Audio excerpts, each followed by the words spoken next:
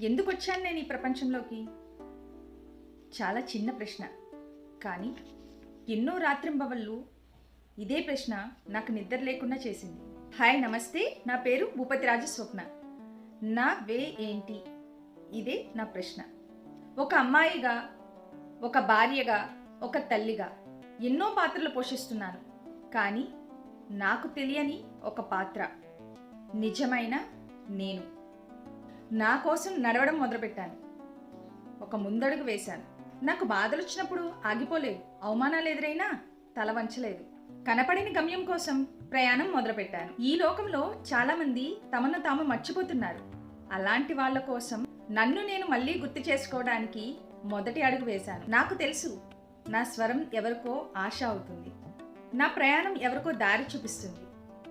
నా జీవితం ఎవరికో ఉత్తేజం అవుతుంది. అందుకే వచ్చాను. ఇదే నా వే.